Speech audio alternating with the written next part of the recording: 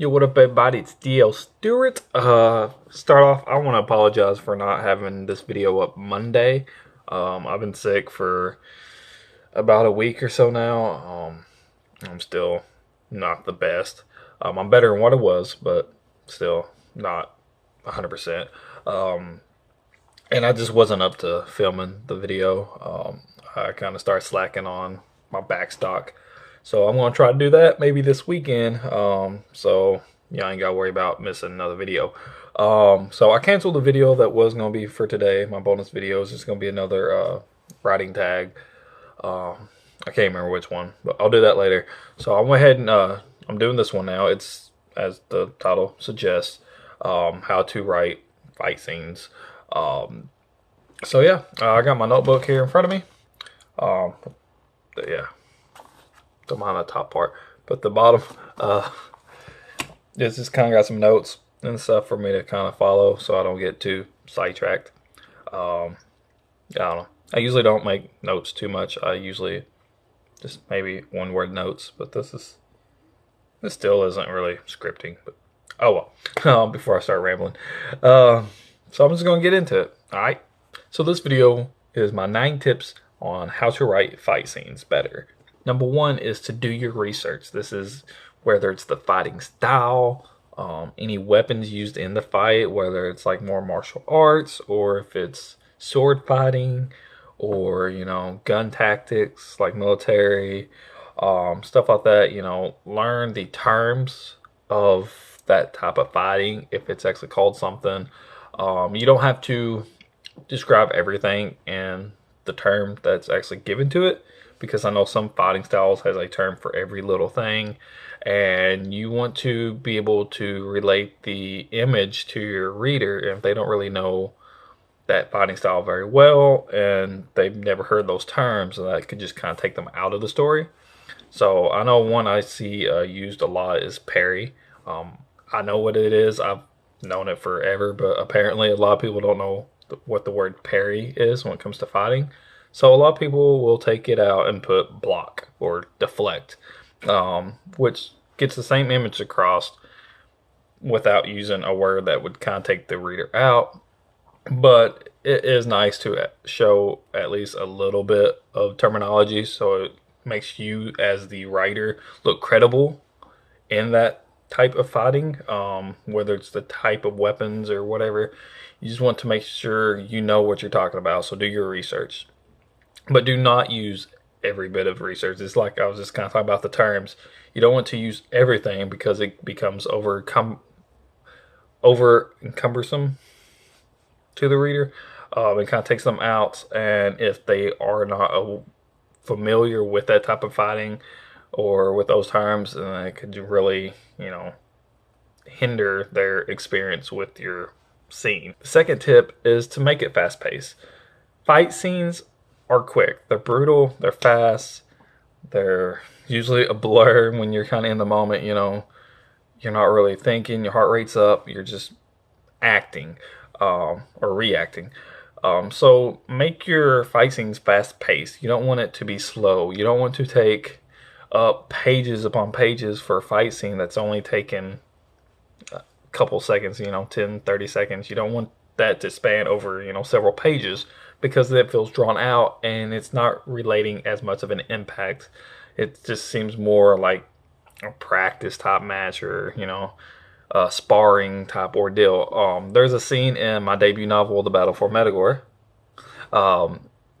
or chapter. Well, it's a scene in a chapter. The chapter's called Sword Play, or Swords Play. It's a scene where Darius is outside with the sword and stuff, kind of practicing on a mannequin, and then one of his house servants kind of comes out, and then he starts kind of sparring with them a little bit. That's not as fast paced because it's not intended to be action packed. It's just kind of practice. He's just kind of very, relaxed and chill. It's not, in the moment, battle for the death or whatever. There's no threat to him. There's no whatever. It's just kind of him just, practicing the movements or whatever, kind of staying familiar and, exercising in a sense, I guess, muscle memory. So that can, in those type of regards, when it's just like a practice or, you know, just kind of doing it just to be doing it, that can expand over several pages if you want. And that does not have to be fast paced. But when it is like your protagonist fighting your antagonist, or, you know, even just like a minor villain or, you know, side character or whatever, and you're wanting it to be gripping and impactful, and actually, you know, they're actually scrapping, that does need to be fast paced. One thing that will make it slower is if you describe every movement. You know, he lifts his right arm up, you know, comes forward and goes down and hits him in the left shoulder or whatever. That kind of description will make it seem slower because it's taken so long for you to describe one movement. If you're describing every movement like that, it's just, you know, whatever. You don't have to give them a blow by blow, play by play type of description. Very genetic, you know, he swung his sword, you know, knocked him into this dude, whatever. You know, that's a lot more faster paced than, you know, he lifted his right arm and swung out of arch downwards into his opponent's left shoulder or whatever, you know. So you want to not describe every sentence or every movement in every sentence or anything like that. That will kind of help make it a little bit faster paced. It makes it more intense.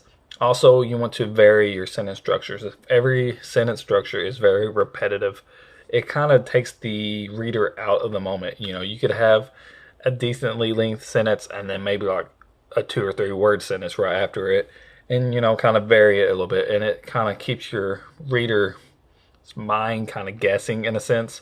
They're not in a rhythm, which fighting usually isn't in a rhythm. It's, you know, very spontaneous. So that will kind of keep that mentality to the reader without really them knowing what's going on. You know, that's not why, or they're not knowing that's why it seems so spontaneous and sporadic, is because the sentence structures vary, so their mind is reading it at different paces, which kind of keeps it more intense and more faster paced that way. Tip number 3 is to use powerful verbs. You know, you don't want just he hit somebody, he did this. You want him to pound them. You want him to stab, thrust, slash, crush. You know, you want strong, powerful verbs that actually describe it more. It's like when you're describing anything else, you know, he walked to whatever, you know. Walking is very vague and isn't a powerful verb. You say he sauntered or he ambled or whatever. You get more of a feel of exactly how he is walking. Same thing with action. You know, he hit somebody, you know, it could be, you know, he pounded in somebody, you know, it's bam. You know, he thrusted his sword and said he just kind of poked his stick at something, you know, he thrusted.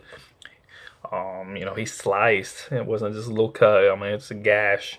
You know, you want powerful verbs in that sense. Tip number 4 is to describe emotion.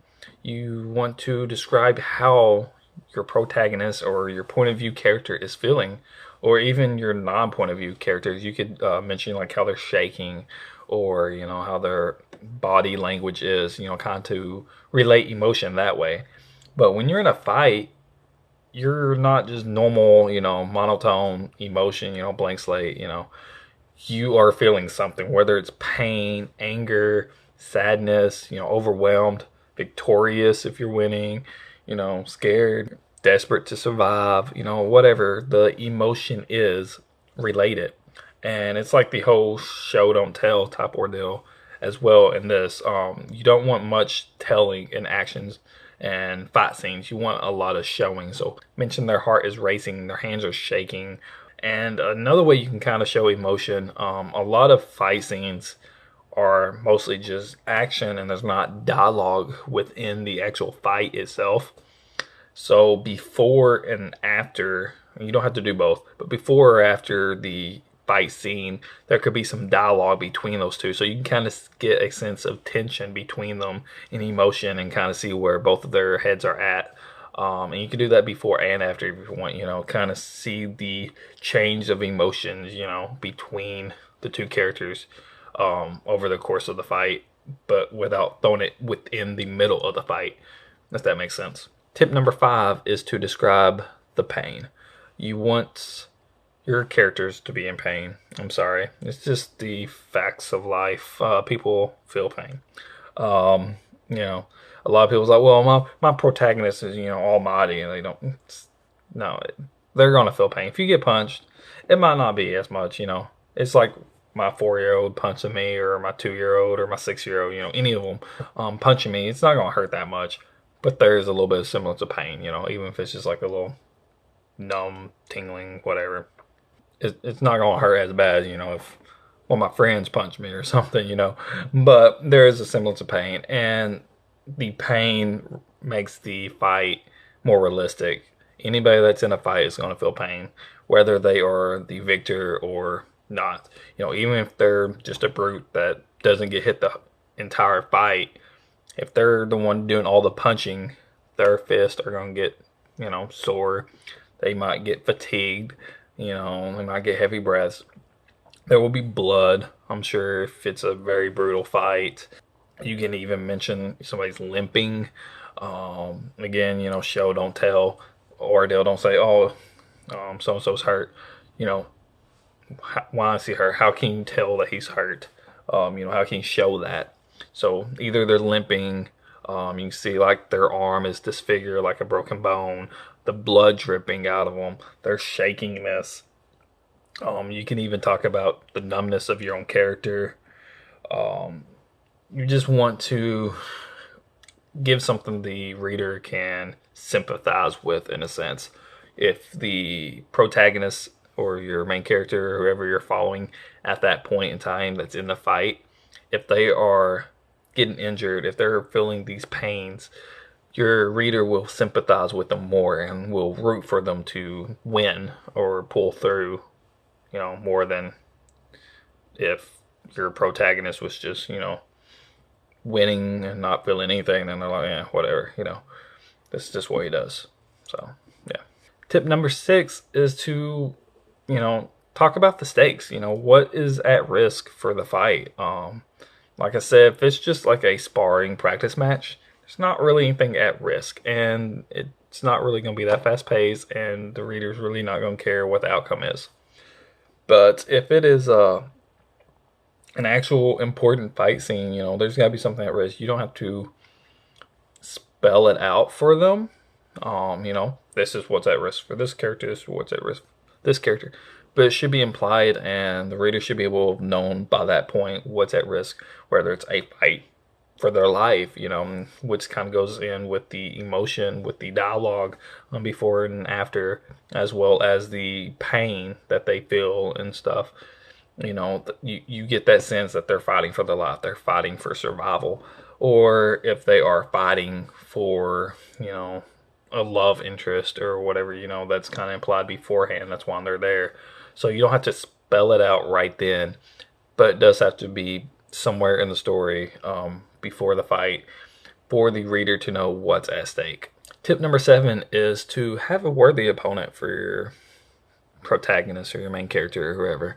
Like I was mentioning in the past couple ones, you don't want your protagonist to just walk over whoever they're fighting. Your reader's not really going to connect with them as much that way. You want them to, suffer and, to be fighting a worthy opponent. Your antagonist or whoever they're fighting should be just as strong, if not stronger, than your protagonist, and that is why they're kind of rooting for them, especially if your antagonist is stronger, you're rooting for the underdog in a sense. You want to show that struggle, you need to beat up your main character some, which, like I was talking about with the pain and all that stuff, the more you beat them up, the more your reader is going to root for them, and want them to succeed. So once they finally do defeat the antagonist or whoever they're fighting, your reader is going to be more jubilant with that victory than if your main character just, slaughter them from the start, Tip number 8 is to not overdo it. You don't want too many fight scenes in the story if there doesn't have to be. You want each fight scene to mean something. This is one of the reasons why I didn't focus too much on the actual fight scenes in the Battle for METAGORE. There are several, but there's not as many as I know some people that had bought it said that, you know, they was expecting there to be a lot more war battle scenes or whatever in it, and it's more focused on the political and culture side with quite a few battle scenes in it, but it wasn't like nonstop battle throughout the story, because you want each fight scene to actually mean something. If it's just there just to be there, then there's really no enjoyment on the reader's end. For the most part, there'd be some people that like reading, you know, a 500-page, you know, one battle scene for that long. But the majority of people, they want a reason for that fight. They want a reason for there to be stuff. Like I was just talking about the stakes, you know, why are they doing that? And if it's just for the same reason over and over, then it becomes too repetitive. So all the battle scenes that I have are between different cultures, different kingdoms, or whatever. It's not like just the same ones. There are a couple that fight 2 or 3 times, but it's, you know, it's not just completely all the same, all repetitive. You don't want to overdo it. You want each one to actually mean something and have a purpose in your story. Tip number 9 is to pick just one character, whether it's your main character or if you're like me, you have multiple characters. Just pick one character to follow during that fight. You don't want to be head hopping. You pick, you know, whichever one you feel has the most to lose or the most to gain in the fight, or, you know, that's going to suffer the most if you want to go that route, which would be kind of the most to lose, I guess, if they do lose. But you pick that character, whichever one you want the reader to connect with most, the one that you feel like the reader would get the most out of that fight scene from following. And you want to follow just them. You don't want to head hop. If there are multiple people and you want to kind of, you know, let the reader know what's going on with them, you could give like a sentence or two description of what's going on. You know, you could have like 3 people, you know, in a group, and you're following one of them, and they're all 3 right there. And then you could say, this one goes over here, and this one does this, and then your character goes this way, and you're still following them. But at least the reader still knows, okay, well, this character's over here doing something, this character's over here doing something, and this character's over here. So they know where all 3's at, but you're not following all 3. You're just following that one. And then you could be like in the middle of the fight, and you could say something about how that character sees this other character doing something. So that kind of lets the reader know what that character's still doing, or, you know, sees this other character, you know, maybe losing or, you know, being killed. So that way you're still following just that one character, but that character knows what's going on. So therefore the reader knows what's going on. So you're not really head hopping, but you're still encompassing all the characters that you want to encompass while still just following that one character. So the reader knows what's going on with everybody without the actual happening head hop, and it's more concise by following that one character. And tip number 10 is kind of like a bonus tip. It is to use the setting in the fight. You don't have to. Like, that's why it's kind of more of a bonus. The other ones, I feel like you need to try to do those things to write a good fight scene. Using the setting, not really, but it does kind of increase, I think, the lockability of a scene, the uniqueness of it. If you have some characters fighting like on like a cliff or something, you know, or on like a plateau type ordeal, or on something with an edge, you know, use the edge in the fight. Because when you're fighting and you're actually fighting for survival, you will use whatever you have to. You know, you will pick up a rock off the ground and use it as a weapon. If there's an edge, you'll try to get your opponent over there and try to throw them off. You know, if you're in a pool hall or a bar or something, you get in a fight, you know, you might grab the pull stool or the pull stick or the bar stool or something and use that as a weapon. So you want to kind of use that in your story as well. You know, take into account, you know, where your characters are and what resources they have to aid them in their fight. So yeah, that's about it. As always, all my links are down below. There's some author tubers links down below that do weekly live streams, or almost daily live streams throughout the week. You can go check them out if you want to write with us, whatever. My debut novel, The Battle for METAGORE, is currently available on Amazon, Barnes & Noble, Books Depository, IndieBound, Indigo, A-Books, blah, blah, blah, blah, blah, Google Books, blah, blah, blah, blah, blah, some other places, blah, blah, blah, blah, blah. So, yeah, a bunch of those links are down below, or you can just search for it at any other major retail store that sells books and see if it's there. If the link's not down below, yeah, that's about it. Again, I apologize for not having this video up by Monday, but it is now Thursday, so yeah. This is the bonus non-bonus video for this week. Hope you enjoy. Peace out. Yelly. Everybody love everybody.